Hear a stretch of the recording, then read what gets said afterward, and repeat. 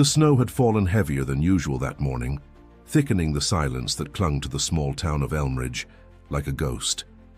By 7 a.m., most residents had already retrieved their copy of the Elmridge Gazette, a decades-old paper delivered faithfully every morning except Sundays. But this February 29th, a date that appeared on calendars only once every 4 years, the newspaper held something more than the usual stories of bake sales and town council bickering. It held a photograph, a haunting, impossible photograph. On page 3, nestled between a notice about a lost cat and a feature on local high school science projects, was a black and white image. 2 children, a boy and a girl no older than 7, stood in front of Elmridge's old clock tower, both grinning with toothy innocence. The boy wore a puffy winter jacket and held a small stuffed bear. The girl had mismatched gloves and a crooked pigtail. But what chilled the hearts of those who recognized the image wasn't the innocence, it was the date stamped below it, February 29, 2000. The children were Emma and Eli Miller, the twins who had vanished without a trace 24 years earlier, the twins whose disappearance had broken the town's spirit, shattered a family, and left a question mark hanging over Elmridge like a storm cloud that never cleared. The newspaper claimed no knowledge of the photograph's origin, no byline, no digital file in the editorial archives, no indication of how it ended up in the layout, let alone printed. Calls flooded the Gazette's front desk. Some accused the staff of a cruel prank, others demanded answers, but none came. Before we dive deeper into this unbelievable mystery, don't forget to subscribe to our channel for more mind-blowing real-life stories like this one. You won't want to miss what we're about to uncover. Margaret Miller, now in her early 60s, hadn't expected to relive that pain again. She hadn't left Elmridge since that day in 2000. Every leap day, she lit 2 candles at the corner of Oak Ridge and Pine, where her children were last seen walking to school. She never gave up hope, not really. But hope after so many years had worn thin, more ritual than belief. She was pouring coffee in her quiet kitchen when the call came. Her neighbor Janet's voice cracked through the receiver. "Maggie, the paper. You need to see it." Margaret walked barefoot to the porch, picked up the Gazette, and turned the pages with trembling fingers. When she saw their faces, those eyes, those grins frozen in time, she dropped to her knees. The mug shattered beside her. An ambulance was called. Margaret had fainted. When she woke in the hospital, she didn't ask what had happened. She only asked, "Are they still out there?" The photo spread like wildfire. Social media buzzed with theories. Was it an old image resurfacing due to an archival error? A cruel trick by someone with access to the paper's back end? Or something far stranger? What struck the townsfolk most was how impossible the photo seemed. The background, the Elmridge clock tower, had burned down in 2005 and was never rebuilt. And yet, there it was, behind the twins, untouched, pristine. Some swore they remembered that exact pose from a flyer back in 2000. Others insisted it had never been seen before. Chief Dennis Alcott, who had been a rookie officer during the original investigation, stood outside the Gazette's building that afternoon, fielding questions he couldn't answer. "We're treating this seriously," he said. "If someone knows something about Emma and Eli, now's the time to come forward." But no one did. No calls, no letters, no mysterious tip-offs. Just that photo, wordless, timeless, unsettling. To the town of Elmridge, the twins weren't just a memory. They were a wound. Their disappearance had sparked one of the largest missing child searches in Illinois history. Hundreds of volunteers, dogs, helicopters, candlelight vigils that stretched into weeks, then months. Eventually, the national media lost interest. But the town never did. The return of their image, on the same date 24 years later, felt less like a coincidence and more like a message. But from who? And why now? Some claimed divine intervention. Others whispered about something darker, something beyond explanation. Theories bubbled in diners and churches, on porches and message boards. But one thing was certain. The town's long-frozen grief had begun to thaw, and in its place rose something sharp and urgent. Fear, wonder, and a desperate, renewed hope. February 29, 2000 dawned grey and brittle. The snow had fallen lightly overnight, dusting Elmridge in a layer of soft white, but the cold cut deep. The Miller twins, Emma and Eli, were up early, energized by the novelty of Leap Day. They were only 7, but they loved the idea that their birthday technically didn't exist that year. Their laughter echoed down the narrow hallway as they raced to dress, Emma demanding the red gloves and Eli shouting that they were his first. Downstairs, their father David struggled with the broken furnace. It had been acting up for weeks, and despite his best efforts with duct tape and manual resets, the heat refused to cooperate. "Just wear your scarves," he told them as they stomped into the kitchen, "and no dawdling, straight to school." Margaret poured juice and checked the lunches one last time. She kissed each child twice on the forehead. It was her habit. 2 kisses, always. She watched them zip up their coats and wrestle with their boots. Emma turned back before leaving and asked, "Can we go to the candy store after school?" Margaret smiled. "Only if you come home with clean gloves." The twins left at 7:53 a.m. They walked together, always side by side, down Oak Ridge Street. It was a route they knew well. 4 blocks, a crossing guard at 5th, then 2 more blocks to Elmridge Elementary. Safe, familiar. The last person to see them was Marlene Trent, a neighbor who spotted them from her window at the corner of Oak Ridge and 2nd. She remembered Eli waving. Emma was tugging at her glove. That was at 8:05 a.m. At 8:20 a.m., the school bell rang. The twins never arrived. By 8:45 a.m., the front office at Elmridge Elementary had called Margaret. "They're not here," the secretary said. "Maybe they stopped somewhere."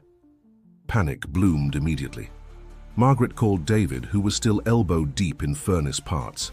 He dropped everything. The streets were retraced, friends' houses checked. No one had seen them, no unusual vehicles, no strangers. By noon, the police were involved. Chief Harold Langston, a veteran officer near retirement, took the call personally. "Missing children in Elmridge," he said aloud in disbelief. "Not possible." A full search launched by mid-afternoon. Volunteers canvassed neighborhoods, basements, barns, even the frozen riverbank. Helicopters arrived the next day. Bloodhounds were brought in from Peoria. Nothing. No tracks, no footprints off route. As if the twins had evaporated, flyers were printed by the thousands. The photograph used was from their 7th birthday party, 3 weeks earlier, cake-smeared faces and paper hats. That photo would become iconic, staring back from telephone poles and post office walls across 3 states. David became a shell of himself. He stopped shaving, stopped talking. For hours each day he wandered the streets, calling their names into the cold wind. Margaret, more composed in public, organized vigils and media outreach. She gave interviews, begged for help, held Emma's stuffed animal like it was a lifeline. Her eyes were always swollen. The town changed. Doors that were never locked began to stay bolted. Children no longer walked to school. Parents clung tighter to their little ones. Elmridge lost something that day, not just the twins, but its sense of safety. Theories piled up. Maybe a traveling predator had passed through. Maybe someone local, someone trusted. Rumors spread about a white van, about an old recluse who lived in the woods. All investigated, all dead ends. The FBI joined the case within 48 hours. Agents scanned for patterns. Did similar abductions occur elsewhere? They found nothing. No ransom demand, no threats, no evidence. Not a single hair, shoe, or piece of clothing ever surfaced. David began blaming himself. "I should have driven them," he said to Margaret again and again. She would always answer the same, "You couldn't have known." But she said it less and less over time. By summer, the national news had moved on, but Elmridge had not. Emma and Eli were still spoken of in whispers, at church, in the aisles of the grocery store, even at school assemblies. Teachers left their desks empty every leap day, just in case. Margaret never moved. She refused. Their room remained untouched, drawings on the wall, stuffed animals lined perfectly. Each leap day, she lit 2 candles at the last place they were seen. She never stopped believing. David couldn't bear it.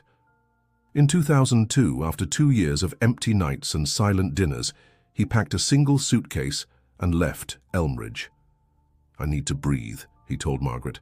"I can't do this here." She didn't try to stop him. The file remained open. Leads dried up. Life crept forward for everyone except Margaret. Until now.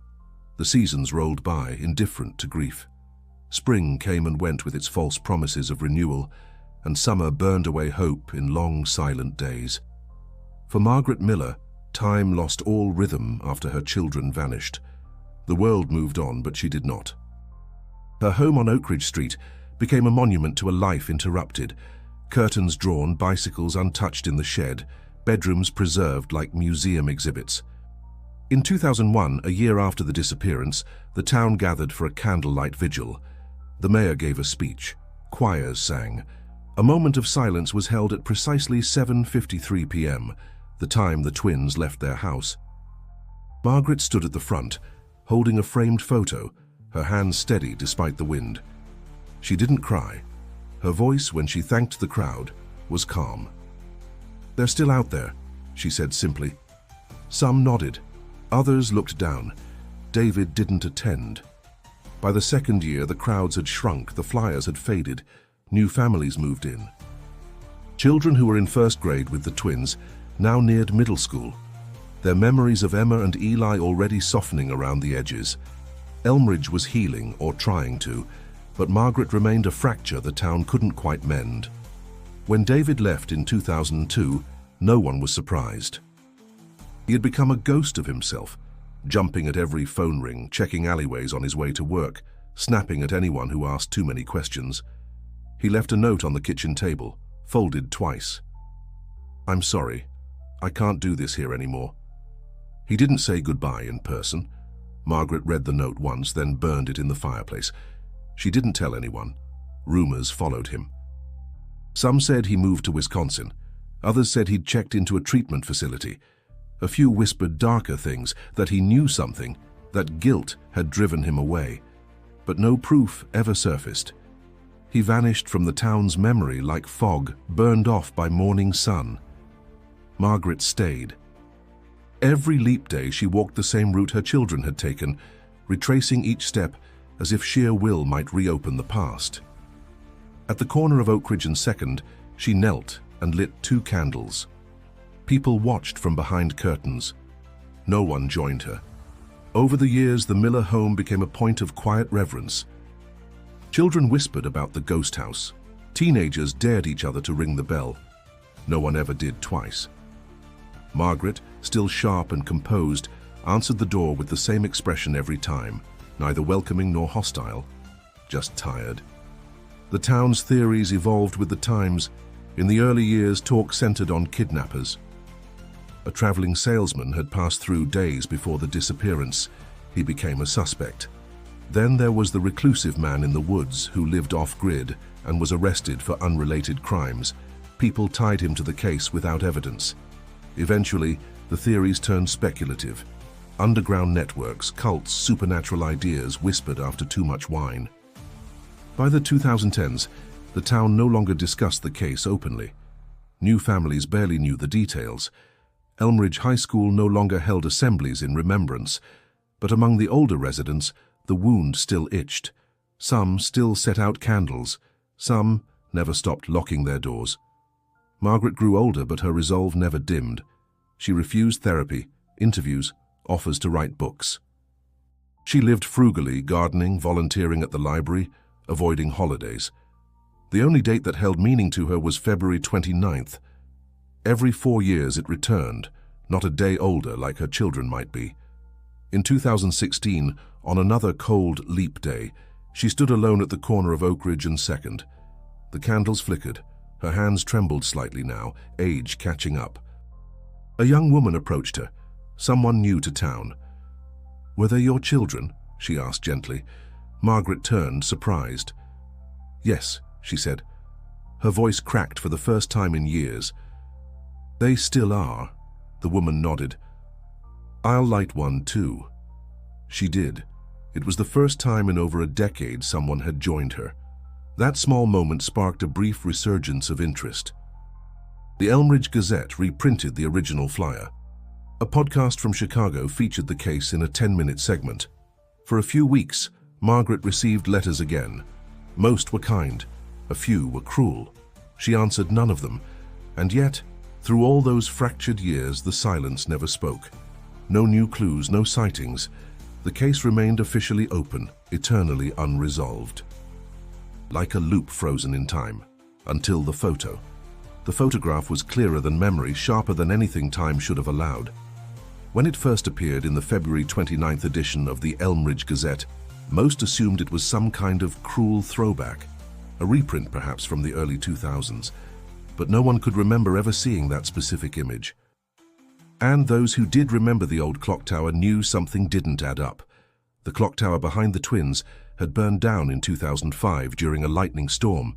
It had never been rebuilt, but there it stood in the background of the photo, pristine and intact, its hands forever frozen at 7:53. The twins looked exactly as they had 24 years ago. Emma's lopsided pigtail, Eli's threadbare teddy bear gripped in one hand, details that no one outside the family could have known. Their jackets were zipped halfway, as they'd been that day. Their smiles, broad and trusting, pierced through the grayscale. But what disturbed people wasn't what had changed, it was what hadn't. The town buzzed with speculation. At the local diner, tables filled with murmured theories. Photoshop, someone suggested. Old file accidentally uploaded. But when the Gazette's editorial team was questioned, they insisted, panicked even, that the photo hadn't come from them. There was no file in the system, no email submission, no memory card left on a desk. The layout software showed no record of that photo being placed. The print shop logs were blank, and yet when the papers rolled off the press, every single copy contained the image, in the exact same place, on the exact same page. Chief Dennis Alcott reopened the file immediately. Though nearing retirement, he'd never stopped carrying the twins' missing poster in his glove compartment. He sent the photo to the state forensics lab in Springfield. He expected digital manipulation, modern editing fingerprints, but the results were stranger than that. The photo wasn't fake. The ink and paper were consistent with the day's batch. No anomalies, no detectable edits. The image was real, or at least it wasn't digitally altered in any way anyone could prove. More troubling, the negatives, actual film negatives, were found inside the paper's archive drawer, in a sealed envelope labeled only with a single date, 2/29/24. The envelope was unstamped, no handwriting, just typed text on a label, as if created by a machine. The negatives matched the photo exactly. By then, the story had spread beyond Elmridge. Reddit threads exploded. True crime forums dissected the image pixel by pixel. Some believed it was a message from the twins themselves. Others claimed a hoax by someone inside the newspaper. But even professional image analysts admitted nothing about the photo's composition made sense. The shadows matched the position of the sun on the exact day the twins vanished. The snow depth was accurate. Even the branch patterns of the trees behind them aligned with the ones now missing from the landscape, cut down years ago. Margaret, after being released from the hospital, requested a copy. She studied it in silence, touching the image as if it might suddenly breathe. She said nothing to the press, but to the nurse who helped her into the car she whispered, "This wasn't taken in 2000.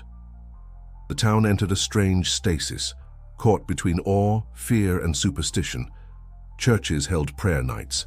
Teachers fielded questions from students, whose parents now told bedtime stories that ended in newspaper pages. The library created a section titled Unexplained Phenomena. Margaret refused interviews.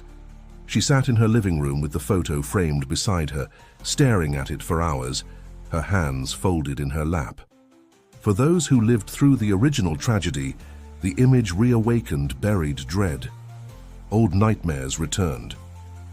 One mother who'd volunteered in the original search confessed to locking her children inside for a week after the photo appeared. If something brought them back, she said, what else could come with it? The Gazette's editor, Raymond Ellis, began receiving letters, some anonymous, others threatening. One note simply read, "You printed the wrong day." Another asked, "What did you awaken?" The pressure mounted. Reporters from Chicago, then New York, came knocking. None were granted access to the photo's original source, because there was no source to access. Then came the most baffling discovery. A second image, buried deep in the paper's digital archive under corrupted metadata, showed the same photo, but with one subtle difference. The time on the clock tower was 7:54. That version had never been printed, and yet it was there, hidden behind strings of code that no one at the Gazette claimed to have written. David Miller hadn't been seen in Elmridge in over 20 years. No postcards, no holiday calls, not even a trace of forwarding addresses or old acquaintances keeping in touch. For most residents, he was a memory best left untouched, another ghost in a town that had already buried too many. But 3 days after the mysterious photograph appeared, he returned. It was a Saturday afternoon when his figure was spotted walking up Oak Ridge Street, the collar of his coat turned high against the wind, a duffel bag slung over one shoulder. His hair, once thick and sandy blonde, had thinned to a wiry mess of gray. His cheeks were hollow, his eyes sunken, and there was a tremble in his step that hadn't been there before. He didn't go to the police station. He didn't stop by the Gazette. He went straight to Margaret's house and knocked twice. Margaret opened the door slowly. When she saw him, she didn't speak. Her face tightened, not in surprise, but in something colder, more resolved. She didn't step aside to let him in. "You saw it?" David asked, voice raw. She nodded. "They're still alive," he said. "I know it." She looked at him for a long time before answering. "You don't get to say that now." David didn't argue. He lowered his head and turned away, but before he stepped off the porch, he added, "They came to me in a dream." That night, the town learned he was back. Some saw him buying aspirin at the pharmacy. Others claimed he visited the cemetery, though the twins had no graves. He stayed at the old inn on Jefferson, paying in cash. People talked. Whispers stirred again. Accusations that had once faded returned like embers fanned back into flame. Sheriff Alcott called him in for questioning, unofficially, just to talk. The session was quiet. David gave no new information.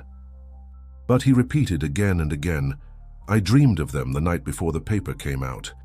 According to David, the dream was vivid, more real than waking life. Emma and Eli stood at the edge of the woods behind their old house, older now, teenagers, maybe 16 or 17. Pale, quiet. They didn't speak with voices, but he felt their message in his bones. They said, "Don't trust the paper. Say it's coming back." He couldn't explain what it was, but he woke with a start, drenched in sweat and a compulsion he couldn't fight. He packed his things and drove the 12 hours straight through to Elmridge. Margaret, still unwilling to speak much to him, kept the photo framed in her living room. One evening she found David standing before it, eyes glassy. "Why now?" she asked, not really expecting an answer. "Because something changed," he said, "and they want us to know." Word of the dream spread. Some dismissed it as guilt, twisted by time and grief. Others took it as a sign. A few believed David had always known more than he'd let on, that maybe his vanishing act in 2002 had less to do with grief and more to do with secrets. He denied it all. "I left because I was dying inside," he told the Gazette reporter who finally caught up with him. "I couldn't breathe here, not with every street haunted, every look full of blame." Still, the questions persisted. Why return now? Why claim a dream when the photo already told a bigger story? One man, Doug Kramer, a former classmate of David's and now a conspiracy blogger, published a piece suggesting the twins' disappearance was part of a pre-planned event involving temporal windows and ritual dates. David was mentioned as a possible conduit. The piece gained traction online. Theories spiraled. David didn't respond, but he kept having the dreams. Over the next week, 3 more came, each slightly different. The twins were older each time. One dream showed them running from something unseen. Another had them inside a grey room, standing still, eyes wide, whispering the same phrase. 4 days left. David wrote everything down. Dates, phrases, weather, even the temperature when he woke up. He brought the notes to Sheriff Alcott, who read them carefully but offered no comment. "We don't work with dreams," the sheriff said. "We work with facts." But facts were in short supply. What remained was tension. Margaret and David began speaking again, cautiously. He stayed in town longer than anyone expected. People crossed the street to avoid him. Others asked him if he'd dreamed again. He stopped answering. Then, quietly, he said something to Margaret one night that she couldn't ignore. "They're not gone. They're waiting. And something's coming for us next." Jamie Connors wasn't from Elmridge. She'd moved there 3 years prior, drawn by quiet rents and quieter streets after finishing journalism school. She wrote freelance for local papers, blogged about odd histories, and kept her own demons tucked neatly away, until the photo of the Miller twins brought them rushing back. Her younger brother, Matthew, had disappeared in 2006. Another small town, another ordinary morning, no trace, no suspects. She'd been 16 and her family had crumbled under the weight of the unknown. Now 33, Jamie had learned to live with silence, but the twins' photo cracked something open. She studied it obsessively, the lighting, the shadows, the structure behind them. She noted everything, and as she dug, questions multiplied. She remembered a name, Harold Langston, the former police chief mentioned in articles from the early 2000s. He'd retired shortly after the twins vanished. She looked him up, still alive but in a care home, not lucid. So instead she turned to the archives. The Elmridge Gazette's basement was musty and cluttered, boxes stacked high, some still labeled with hand-scrawled notes from the 70s. The editor, Ellis, allowed Jamie access on the condition she didn't remove anything. She agreed. Hours passed as she combed through back issues, yearbooks, town ledgers, anything that might hold a clue. That's when she found it. A box mislabeled as Rotary Club 1999 sat beneath a sagging shelf. Inside were old reporter notes, meeting minutes, and at the very bottom a weathered black ledger bound in cracked leather. It had no title, only a metal clasp, long rusted. Inside, the handwriting was meticulous, columns of names, dates, and symbols she didn't recognize.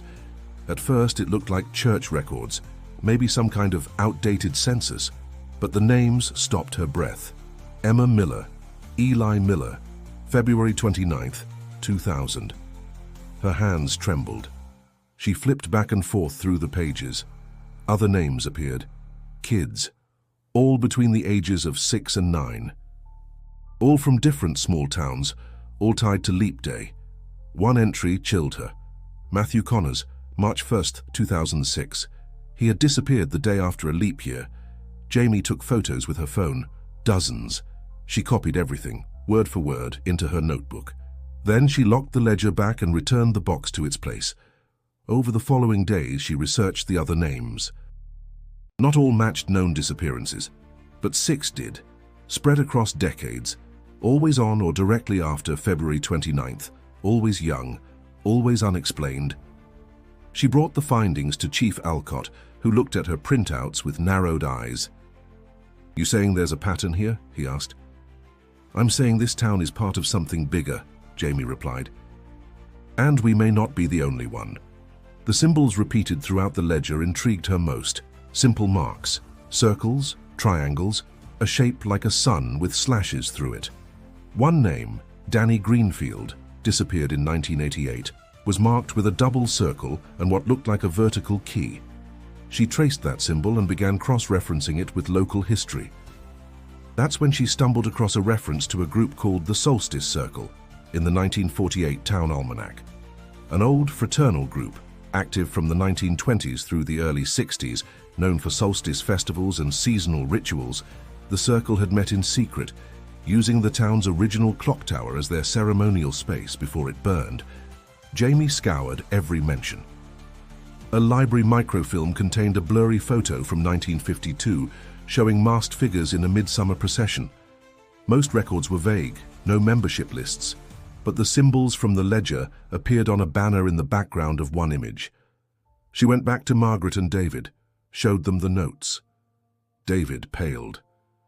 "That symbol," he whispered, pointing to the key. "I've seen that before." "Where?" Jamie asked. "In my dream," he said.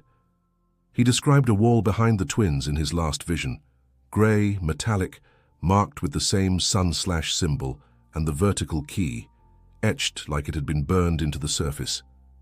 Jamie pressed him for more, but his memory frayed after that. Still, it was enough. Together, they began mapping the names. Most towns were rural. All had a history of unexplained disappearances clustered around leap years. Some cases had been lost to time, others never reported outside their county. Jamie drafted a timeline: 12 children, 6 confirmed missing, all leap-linked. And now, the twins' photo had broken the silence again. Something, she believed, had started a cycle. Something old, something calculated. And it was far from over. The deeper Jamie dug, the more Elmridge began to feel like a town built atop secrets.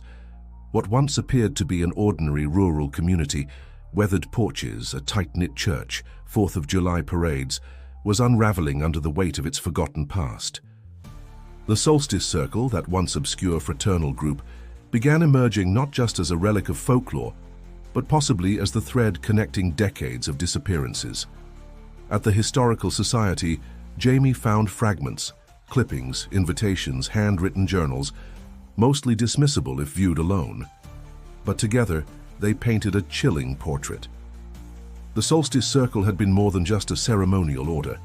Their rituals were calendar-based, centered not only around the equinoxes and solstices, but around Leap Day, referred to in one yellowed flyer as the day between days.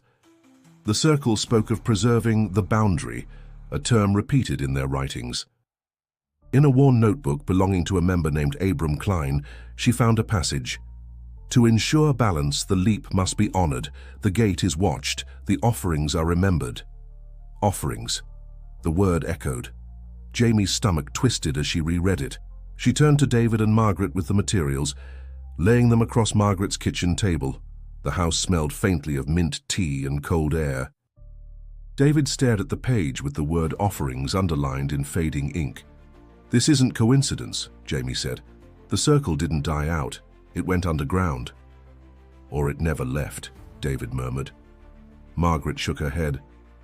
"That group was long gone before the kids were born." Jamie didn't argue, but something didn't sit right. She asked around town, visiting older residents, anyone who might recall stories from the 60s or earlier. Most shrugged, claimed to remember the parades but nothing more. Until she visited Walter Pierce, the 87-year-old former mayor who now lived in assisted care on the outskirts of town. Walter's mind was fractured, but clear in pockets.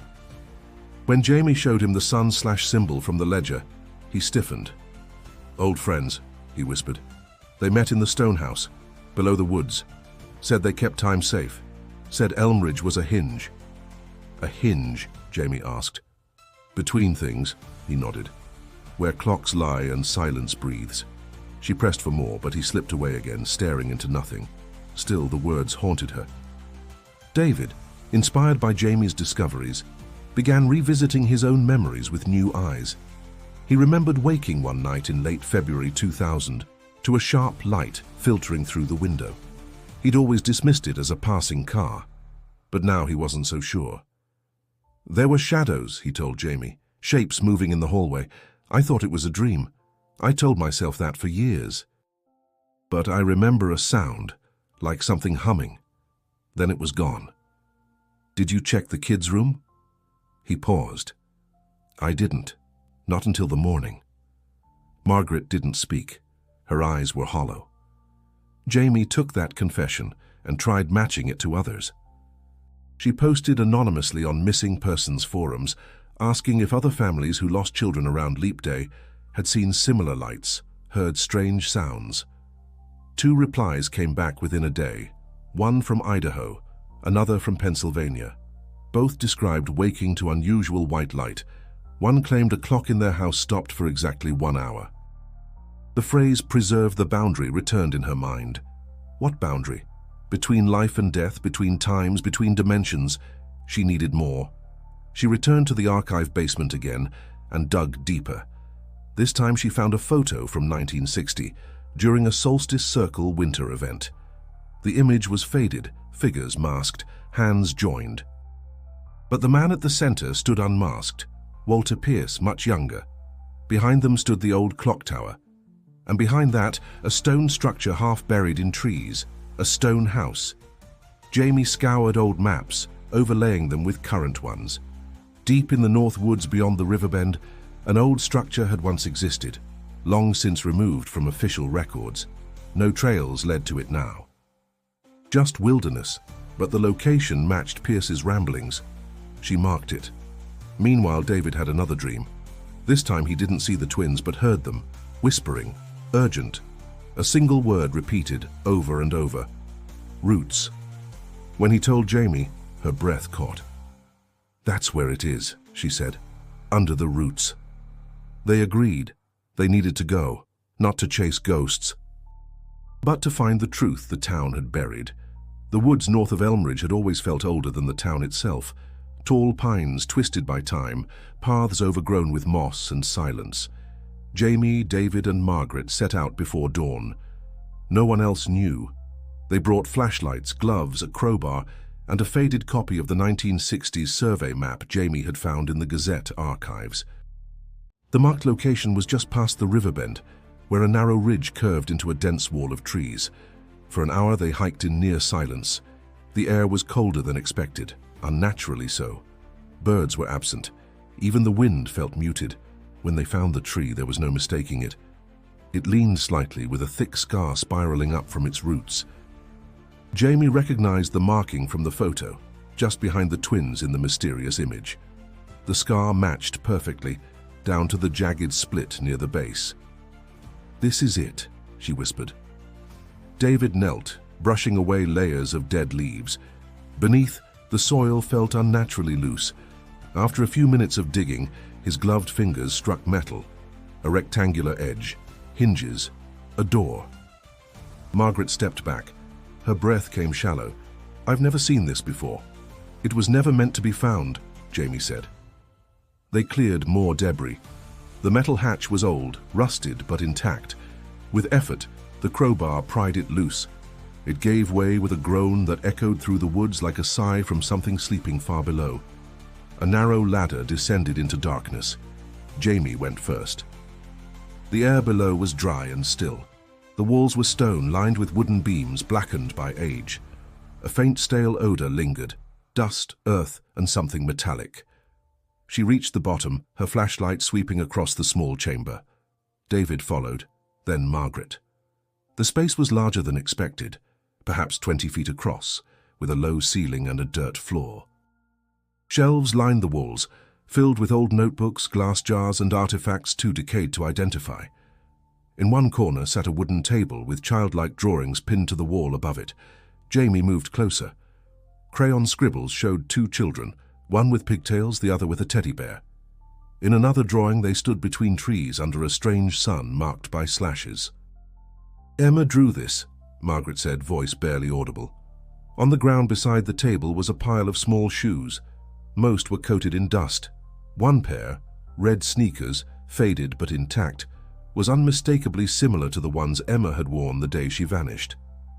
Jamie's flashlight caught a glint. A video recorder, early 2000s model, rested atop a stack of books, its battery long dead but the cassette still inside. She slipped it into her bag carefully. "We need to get this working," she said. David was frozen by the far wall. "There's something else." He pointed to a shape embedded in the stone, a circle with a vertical key etched into its center, exactly like the symbol from the ledger. Surrounding it were faint lines radiating outward, forming a pattern that pulsed with quiet menace. "It's not just a symbol," Jamie said. "It's a seal." Margaret stepped forward, hand trembling as she reached out to touch it. But just before her fingers grazed the stone, David pulled her back. "No," he said. "We don't know what it's connected to." They stayed only a few more minutes. No bones. No blood. But the atmosphere thickened with something intangible, like time itself had warped inside the chamber. A hum grew louder the longer they remained, not a sound exactly, but a pressure behind the ears, like a frequency only their nerves could hear. They climbed out in silence. Once back above ground, the woods felt darker. They covered the hatch again. Back in town, Jamie worked quickly to charge the camcorder. It sparked to life, screen flickering. The tape began to play. The footage opened on two children, Emma and Eli, unmistakable even through the grainy quality. They laughed, spun in circles. The clock tower loomed behind them. Then, static, a sharp cut. Next, the camera showed them sitting at the table underground. Eli spoke to the lens. "We have to wait here, it's not done." A voice off-screen asked, "How long?" Emma answered, "Until it opens again." The screen went black. Jamie rewound the tape. The timestamp read, February 29th, 2000, then shifted, flickered, and changed to February 29th, 2024. The morning after their return from the woods, Elmridge awoke to a second shock. Another photograph had appeared in the Gazette. This time it wasn't buried deep in the middle pages. It was the front page headline above the fold. No caption, no credits. Just the image, larger, clearer, and even more impossible than the first. Emma and Eli again. But older. Teenagers now. The same eyes, the same shapes of their faces, but with the quiet solemnity of time past. Their expressions were calm, almost resigned. They stood shoulder to shoulder, hair longer, bodies thinner, in front of a blank wall carved with faint markings. Between them, held tightly in both their hands, was a single sheet of paper. On it were 3 words, written in black marker, "One more day." The town was paralyzed. The newspaper staff was in chaos. No one admitted to seeing the photo before publication. No file, no draft. Just as before, it had simply appeared. The Gazette's printer logs were scrubbed clean, like a digital slate wiped before anyone knew to look. Editor Raymond Ellis resigned that same afternoon. "I don't want to know what's happening," he said. "I just want it to stop." David saw the photo on a newsstand and dropped his coffee. His hands trembled as he picked it up. "They're alive," he whispered. Jamie was already cataloguing the details. The wall behind the twins matched no known location in Elmridge, or anywhere for that matter. But the symbols scratched into the stone bore eerie resemblance to the ones they'd seen in the underground chamber. One symbol stood out, the vertical key inside the sun, etched in deeper than the rest. More disturbing than the message was the title of the file embedded in the digital version of the newspaper. When Jamie finally cracked it open with an old decryption tool, Cycle 6 complete. She remembered the ledger, 12 names, 6 confirmed disappearances, 6 confirmed returns, or 6 completed events. She turned to David. "We're in a cycle, a loop." "A cycle of what?" he asked. "Of return," she said, "or sacrifice." She pulled the ledger again, mapped the dates. Each event occurred exactly 24 years apart, or multiples thereof, each on or near February 29th. Matthew Connor's in 2006, for example, just after a leap year. A misalignment, a fracture in timing. Jamie hypothesized the cycle wasn't annual, it was dimensional, something aligned only on rare temporal thresholds. Leap day was a breach point. "They're not gone," she said. "They've been somewhere else, kept, and every cycle brings one phase closer to..." Release? The message, "One more day," felt urgent. Not a threat, but a countdown. February 29th, 2024 was that day. The theory consumed them. Jamie dove deeper into the ledger's final pages. Scribbled between the entries, almost invisible, was a final line beneath the last name. 29/2/2028. Margaret read it aloud and went silent. 4 more years. Jamie stared at the date. "It's not the end," she said. "It's the next door." Margaret pressed her hand against the second photo, tears welling in her eyes. "Why now?" she whispered. "Why show us this?" David answered. "Because they want to be found." But time was working against them. That same evening, Jamie returned to the site in the woods to take clearer photos. What she found instead shook her. The hatch was gone. Covered and burned. The ground above the hidden chamber had been scorched, ash and twisted metal scattered in a circular blast pattern. Whatever had been inside, the drawings, the artifacts, the recorder, was lost. Someone had destroyed it. She called David. He arrived in minutes, stunned into silence. They searched for tracks, found none. "Someone doesn't want this cycle broken," Jamie said. Back in town, paranoia spread. People whispered about the second photo. Some claimed to have seen the teens walking near the woods. Others dismissed the entire thing as a sophisticated prank. AI manipulation was a popular theory, but Jamie knew better. At her apartment, she replayed the camcorder footage again and again. Each time, the twins' expressions took on new weight. Not fear, not warning. "Permission. They're waiting for the next door," Jamie said aloud, "and they're telling us where to find it." She didn't know how. Not yet. But the symbols, the dates, the dreams, they all pointed forward to 2028. In the weeks following the second photo, Elmridge changed. People moved differently, quieter. Eyes stayed on the ground longer. Conversations paused when strangers approached. The past had risen uninvited and refused to return to silence. Jamie Connors released a full report online. It detailed the ledger, the discovered symbols, the connection between Leap Day and missing children across decades. She uploaded photos of the burned hatch, the damaged site, the frame-by-frame analysis of the camcorder footage. Within hours, it went viral. National outlets picked up the story. Headlines asked, "Are children being taken on Leap Day?" Theories poured in: temporal anomalies, government cover-ups, fringe cults operating in rural America. The FBI visited Elmridge. They questioned Jamie, David, and Margaret, collected everything they could, but without the evidence from the bunker, their efforts stalled. The town was no longer alone in its fear. From across the country, messages came. Other families, other names, photos, stories. Most had never been heard before. A girl in Montana vanished on February 29, 1984. A boy in Maine disappeared while camping, February 29, 1956. Always children, always quiet vanishings, most forgotten. Now, remembered. Margaret wrote each name down in a new notebook.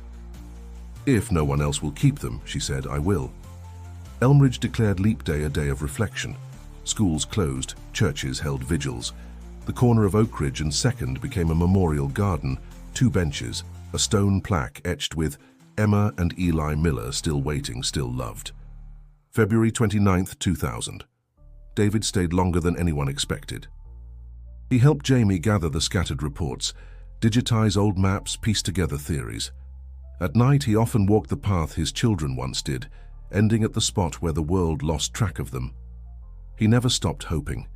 Jamie began building a private database, an interactive map of Leap Day disappearances. Patterns emerged slowly, cluster points, geographic alignments. She shared it only with families affected, giving them something they'd never had before: connection, a network, purpose. But the final clue remained: the next date, February 29, 2028.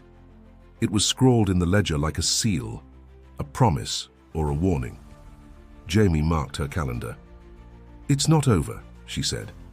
"We have time." Margaret believed it too. She started visiting schools, talking to children about safety, about bravery. She never mentioned the ledger. She only told them to trust their instincts, to always walk in pairs. The Gazette resumed publication under a new editor. It never printed another photo like the 2 that changed the town. But every Leap Day issue now included a 2-page spread: missing children, their stories, their names. No one questioned the space it took. Then came the fire. 2 weeks after Jamie published her report, someone set fire to her car. It happened at night in her driveway. No one was injured, but her laptop was destroyed. The original camcorder, too. She'd backed up everything. But the message was clear. Someone was watching, someone who didn't want the cycle broken. The next day, a letter appeared on her doorstep. No return address. Inside, a single slip of paper. "You looked too close." Jamie installed cameras, told no one. But she didn't stop working. And then, nothing. Months passed. The story faded from national view. New headlines took its place. But Elmridge remembered. Margaret lit her candles every Leap Day. David never left. Jamie kept searching until 2028. They didn't know what would come: a door, a message, a return, or silence. But they would be ready, because this time they weren't alone. Others were watching, waiting, hoping, and whatever the cycle meant, whatever boundary had been drawn, they now had 4 years to prepare. 4 years to shine light into corners long left dark. 4 years to make sure when the door opened again, someone would be there. So if you followed this far, thank you. But the story doesn't end here. These mysteries, these real human losses, deserve more than silence. They deserve truth. And if you believe stories like this matter, that shining a light on the unexplained can make a difference, subscribe to our channel for more real-life mysteries, chilling investigations, and the voices of those who refuse to forget. And don't stop here. Click the next video on your screen to uncover another incredible story that will stay with you long after it ends. The cycle may be waiting, but so are we.